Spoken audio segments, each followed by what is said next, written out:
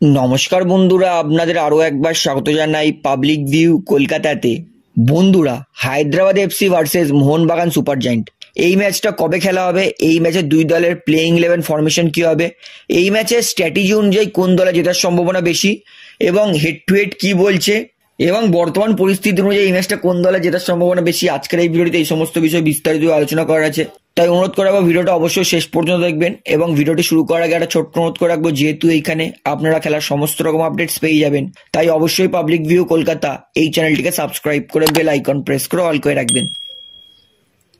তাহলে বন্ধুরা, Mohun Bagan super giant versus Hyderabad FC এই ম্যাচটা খেলা হবে 10ই ফেব্রুয়ারি, অর্থাৎ সামনের শনিবার দিন সন্ধ্যে 7:30 থেকে মোহনবাগানের হোম গ্রাউন্ড যুবভারতী ক্রীড়াঙ্গন সল্টলেক স্টেডিয়ামে। এইবার আসি হেড টু হেডে। হায়দ্রাবাদ আর মোহনবাগানের মধ্যে আজ পর্যন্ত টোটাল মুখোমুখি হয়েছে 11 বার। সেই 11টা ম্যাচে হায়দ্রাবাদ জিতেছে 2টো, মোহনবাগান জিতেছে 5টা এবং 4টে ম্যাচ ড্র হয়েছে। এবং এই 11টা এনকাউন্টারে যেখানে হায়দ্রাবাদ গোল করেছে 10টা, সেখানে মোহনবাগান করেছে 12টা। অর্থাৎ বোঝাই যাচ্ছে যে হায়দ্রাবাদ আর মোহনবাগানের মধ্যে কিন্তু সবসময় লো স্কোরিং ম্যাচ হয়, তবে মোহনবাগান কিন্তু হায়দ্রাবাদকে 5-2 বেশি হারিয়ে এসেছে। এবং বর্তমানে কিন্তু আমার মনে হয় না এই ম্যাচটা লো স্কোরিং হবে। আমার মনে হচ্ছে বর্তমান পরিস্থিতি যা, এই ম্যাচটা কিন্তু হাই স্কোরিং হতে পারে। এইবারে আসি পয়েন্টস টেবিলে। বর্তমানে কিন্তু মোহনবাগান আর হায়দ্রাবাদ দুটো দলেরই কিন্তু পয়েন্টস টেবিলে অবস্থা অত ভালো নয়। যেখানে মোহনবাগান তারা তাদের আইএসএল এর লাস্ট 3টে ম্যাচে কিন্তু এখনো জয় পায়নি এবং লাস্ট ম্যাচ কলকাতা ডার্বি, সেখানে কিন্তু 2-2 ড্র করেছে। উল্টো দিকে হায়দ্রাবাদ, তারা কিন্তু এই সিজনে এখনো পর্যন্ত একটাও জয় পায়নি। 13টা ম্যাচ খেলেছে, 13টার মধ্যে একটাও জিততে পারেনি, মাত্র 4টে ড্র করে 4 পয়েন্ট নিয়ে হায়দ্রাবাদ আছে আইএসএল এর পয়েন্টস টেবিলে সব থেকে শেষে 12 নম্বরে। এবং মোহনবাগান 11 ম্যাচে 6টা জিতে 20 পয়েন্ট নিয়ে আছে পয়েন্টস টেবিলের 5 নম্বরে। এবং মোহনবাগানের কাছে একটা বড় সুযোগ আছে এই ম্যাচটা হায়দ্রাবাদের বিরুদ্ধে জিতে পয়েন্টস টেবিলে আবার 4 নম্বরে উঠে আসার। এবং হায়দ্রাবাদের কাছে সুযোগ আছে এই ম্যাচটা জিতে অন্তত নিজের জয়ের খাতাটা খোলার। তো অনেকে বলবে যে হায়দ্রাবাদ তরুণ দল, তাই হায়দ্রাবাদে জেতার সম্ভাবনা কিন্তু কম। হ্যাঁ, এটাও আমি মানছি যে হায়দ্রাবাদ তরুণ দল, তাই হায়দ্রাবাদের জেতার সম্ভাবনা কম। কিন্তু হায়দ্রাবাদ কিন্তু তরুণ দল নিয়েও সুপার কাপে মোহনবাগানের বিরুদ্ধে ভালো খেলেছিল, মোহনবাগানকে অলমোস্ট হারিয়ে দিয়েছিল। এটা সত্যি যে হায়দ্রাবাদ জেতার সম্ভাবনা প্রায় 5%, মোহনবাগানের 95%। তবে হায়দ্রাবাদ দলকে কিন্তু আন্ডার এস্টিমেট করলে চলবে না। হায়দ্রাবাদ দল তরুণ দল, এই সিজনটায় জানি না কি করবে, হয়তো এর পরের সিজনে তরুণ দলের সঙ্গে যদি বিদেশি থাকতো তাহলে কিন্তু হায়দ্রাবাদ জ্বলে উঠতে এতে এক ফোঁটাও সন্দেহ নেই। তো শক্তি দুর্বলতাতে আসি। সবার প্রথমে হায়দ্রাবাদ দলের শক্তি দুর্বলতাতে আসি। তো বন্ধুরা, এই সিজনে হায়দ্রাবাদের দুর্বলতা প্রচুর। হায়দ্রাবাদের ডিফেন্স খারাপ, হায়দ্রাবাদের মাঝমাঠ খারাপ, হায়দ্রাবাদের ফরওয়ার্ড খারাপ। হায়দ্রাবাদ তাদের দলে সমস্ত ভালো ভারতীয় খেলোয়াড়, বিদেশি খেলোয়াড় ছেড়ে চলে গেছে। মানে দলটা এই মুহূর্তে নিজেদের সব থেকে খারাপ দৌড়ে যাচ্ছে। যেইখানে হায়দ্রাবাদের ডিফেন্স খারাপ কেন বলছি, ডিফেন্সে সমস্ত ভালো ভালো ভারতীয় প্লেয়ার, বিদেশি প্লেয়াররা চলে গেছে, এখন তরুণদের ওপর নির্ভর করছে। হায়দ্রাবাদ তারা 13টা ম্যাচে গোল খেয়েছে 24টা, যেটা ডিসগাস্টিং রেকর্ড। 13টা ম্যাচে 24টা গোল, মানে প্রত্যেক ম্যাচে হায়দ্রাবাদ গুনে গুনে 2টো করে গোল খাচ্ছে।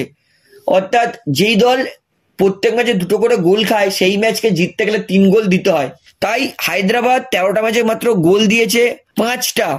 অর্থাৎ যেখানে 24টা গোল খেয়েছে সেখানে গোল করেছে মাত্র 5টা। এটা একদম ডিসগাস্টিং রেকর্ড। মানে হায়দ্রাবাদের জেতার সম্ভাবনা নেই বললেই চলে। এবং হায়দ্রাবাদ তাদের অ্যাটাকও খারাপ, মাঝমাঠও খারাপ, ডিফেন্সও খারাপ। দেখুন, তরুণ খেলোয়াড়রা খেলছে, স্ট্যাটস যেটা খারাপ সেটাই আমি বলছি, তবে তরুণ খেলোয়াড়রা খেলছে, ওদের প্রতি আমার একটা কোনো সন্দেহ নেই যে ওরা নিজের বেস্টটা দিচ্ছে।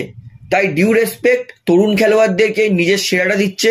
তবে বলবো এটা পুরোপুরি দোষ হায়দ্রাবাদের ম্যানেজমেন্টের, যে দলটার এরকম অবস্থাটা হয়েছে পুরোপুরি দোষ ম্যানেজমেন্টের, কোনো প্লেয়ারের নয়। তো হায়দ্রাবাদ তাদের মাঝমাঠ খারাপ, ডিফেন্স খারাপ, তাদের ফরওয়ার্ড খারাপ। হায়দ্রাবাদ সেইভাবে চান্স ক্রিয়েট করতে পারছে না, চান্স ক্রিয়েট করলেও ফিনিশ করতে পারছে না। তো আশা করি মোহনবাগানের বিরুদ্ধে তো হায়দ্রাবাদ ভালো খেলে। এবারে মোহনবাগান দলের শক্তি দুর্বলতাতে আসি। মোহনবাগান তাদের কিন্তু এই সিজনে সব থেকে বড় দুর্বলতা হচ্ছে মোহনবাগানের ডিফেন্স। মোহনবাগান তারা 12টা ম্যাচে গোল খেয়েছে 16টা, যেটা একটা জঘন্য রেকর্ড। 12টা ম্যাচে 16টা গোল খাওয়া মানে মোহনবাগান একটা ম্যাচে একের বেশি গোল খাচ্ছে, যেটা মোটেও সুবিধার নয়। মানে মোহনবাগানকে জিততে গেলে প্রত্যেক ম্যাচে 2টো করে গোল করতেই হচ্ছে। ডার্বিতেও মোহনবাগান 2টো গোল খেয়েছে, এর আগে উড়িষ্যার বিরুদ্ধে মোহনবাগান 5টা গোল খেয়েছে, গোয়ার বিরুদ্ধে মোহনবাগান 4টে গোল খেয়েছে। মোহনবাগানের ডিফেন্স বর্তমানে সব থেকে জঘন্য পারফরমেন্স করছে এতগুলো সিজন যে মোহনবাগান আইএসএল খেলছে তার মধ্যে। এবং তার পাশাপাশি মোহনবাগান দলে কিন্তু আনোয়ার আলী থাকবে না, ব্র্যান্ডন এমিল থাকবে না, আরমান্ডো সান্ডিগো থাকবে না, দীপক টাঙ্গি থাকবে না, লিস্টন কুলাসও থাকবে না। মোহনবাগান দলের কিন্তু অনেক প্লেয়ার মিসিং আছে এই ম্যাচে। তো মোহনবাগানের দুর্বলতা হচ্ছে মোহনবাগানের ডিফেন্স। মোহনবাগানের এতগুলো সিনিয়র প্লেয়ার খেলবে না এবং মোহনবাগান তাদের কিন্তু ডিফেন্স কিন্তু অনেক গ্যাপ ছেড়ে দিচ্ছে। তো ঠিকঠাক যদি আক্রমণ করতে পারে হায়দ্রাবাদ তাহলে কিন্তু মোহনবাগানের ডিফেন্স ভেঙে যেতে পারে। তো মোহনবাগানের এবারে শক্তিশালী দিকে আসি। মোহনবাগান তারা 11টা ম্যাচে গোল করেছে 21টা, ফাইন রেকর্ড। 11টা ম্যাচে 21টা গোল মানে প্রত্যেক ম্যাচে 2টো করে গোল করছে, যেটা মোহনবাগানকে আপাতত পয়েন্টস টেবিলে 5 নম্বরে থাকতে বাধ্য করেছে। তো মোহনবাগান তাদের ফরওয়ার্ড গোল করছে, মোহনবাগানের মাঝমাঠ গোল করছে, মোহনবাগান চান্স ক্রিয়েট করছে। মোহনবাগানের মাঝমাঠ এবং আপফ্রন্ট কিন্তু শক্তিশালী দিক, তাই জন্য মোহনবাগান কিন্তু কলকাতা ডার্বির মতো বড় ম্যাচে প্রত্যেকবারে 1 গোলে পিছিয়ে থেকেও কামব্যাক করে ম্যাচটাকে ড্র করেছে। তো মোহনবাগানের কিন্তু প্লেয়ারদের মেন্টালিটি বোঝায় স্ট্রং। মোহনবাগান যেহেতু হাওয়াস এসেছে তাই মোহনবাগানের প্রত্যেক কটা খেলোয়াড় 90 মিনিট লড়েই খেলবে এবং হাওয়াস তিনি কিন্তু বলেছে যেই প্লেয়ার লড়ে খেলবে না সেই প্লেয়ার কিন্তু দলে জায়গা নেই, সে যত বড়ই প্লেয়ার হোক। অর্থাৎ হাওয়াস এমন প্লেয়ার চাইছে যে প্লেয়ার কিন্তু 90 মিনিট লড়ে খেলতে পারবে। তো মোহনবাগানের শক্তিশালী দিক হচ্ছে মোহনবাগানের মাঝমাঠ, ফরওয়ার্ড, মোহনবাগানের 2টো উইং, মোহনবাগানের এক্সপিরিয়েন্স প্লেয়ার এবং মোহনবাগান যে সুন্দর গোল চান্স ক্রিয়েট করছে সেইগুলো। এইবার আসি ফরমেশন স্টার্টিং লাইন আপে। সবার প্রথমে আসি হায়দ্রাবাদ দলে। হায়দ্রাবাদ তারা আরো একবার তরুণ দলই নামাবে, যেখানে হায়দ্রাবাদ তাদের কোচ ট্যাংবয় সিংটো হায়দ্রাবাদকে 4-2-3-1 খেলাবে। যেখানে হায়দ্রাবাদের গোলে আমি মনে করি লক্ষ্মীকান্ত কাট্টিমানি থাকবে, কারণ লাস্ট ম্যাচ গুরমিত কিন্তু বাজে গোলকিপিং করেছে, তাই কাট্টিমানি থাকবে গোলকিপিং এ। 4 ডিফেন্স, রাইট ব্যাকে থাকবে সাজাদ পাররা, লেফট ব্যাকে থাকবে মার্ক জোতান পুইয়া এবং 2টো সেন্টার ব্যাক সেটা থাকবে অ্যালেক্স সাজি আর মোহাম্মদ রাফি।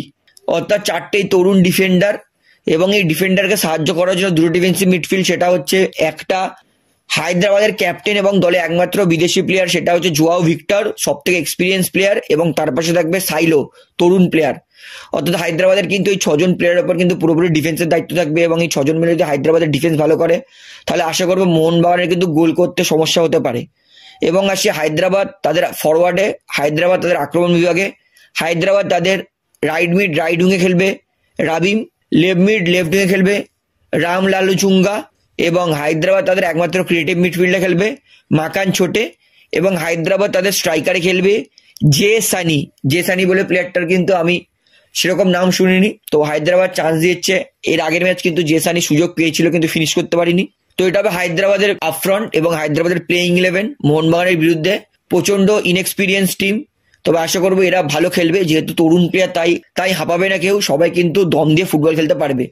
এইবার আছি মোহনবাগান দলে। মোহনবাগান তারা আরো একবার 3-5-2 ফরমেশনেই খেলবে, যেখানে গোলকিপারে থাকবে বিশাল ক্যাথ, 3 ডিফেন্স, 3টে সেন্টার ব্যাক সেটা থাকবে রাজ বাসফর, মিডলে থাকবে হেক্টর ইউস্তে এবং আরো একটা সেন্টার ব্যাক সেটা থাকবে সুভাশিস বোস। এই ডিফেন্সকে সাহায্য করার জন্য একমাত্র ডিফেন্সিভ মিডফিল্ড সেটা থাকবে গ্ল্যান মার্টিন্স। এইবারে আসি মোহনবাগানের 2টো সাইড ব্যাকে।